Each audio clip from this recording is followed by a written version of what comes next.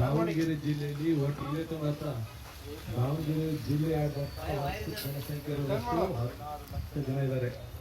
16 ಲಕ್ಷ ಜನದಲ್ಲಿ ಈಗ ನಿಮ್ಮಲ್ಲಿ ಕರೆಸಿರ್ತಕ್ಕಂಥ ಉದ್ದೇಶ ಅಂತಂದ್ರೆ ನೀವು ಈ ಮುಂಬರುವ ದಿನಗಳಲ್ಲಿ, ಯಾಕಂದ್ರೆ ಫಸ್ಟ್ ದಾವಣಗೆರೆ ಜಿಲ್ಲೆಯಲ್ಲಿ ಯಾವುದೇ ರೀತಿಯ ರೌಡಿ ಆಕ್ಟಿವಿಟೀಸ್ಗಳಿಗೆ ಆಸ್ಪದವಿಲ್ಲ.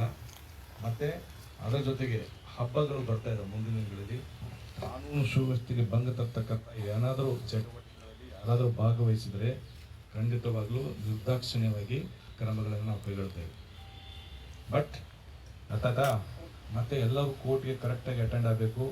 ನೀವು ಕರೆಕ್ಟಾಗಿ ಕೋರ್ಟ್ಗೆ ಅಟೆಂಡ್ ಆಗಿ ಏನು ಕಾನೂನಿನ ಕ್ರಮ ಇದೆ ಅದನ್ನು ನೀವು ಪಾಲನೆ ಮಾಡಿದರೆ ನಿಮಗೂ ಒಳ್ಳೆಯದು, ಮತ್ತು ಎಲ್ಲ ಪೊಲೀಸ್ ಇಲಾಖೆಗೂ ಕೂಡ ಒಳ್ಳೆಯ ಹೆಸರು ಬರುತ್ತೆ. ಸೊ ಅದಕ್ಕೋಸ್ಕರ ಈ ಹಬ್ಬಗಳ ದಿನಗಳಲ್ಲಿ ಯಾವುದೇ ರೀತಿಯ ಅಹಿತಕರ ಘಟನೆ ನಡೆಯದಾಗೆ ನಿಮ್ಮೆಲ್ಲರೂ ಜವಾಬ್ದಾರಿ ಇದೆ.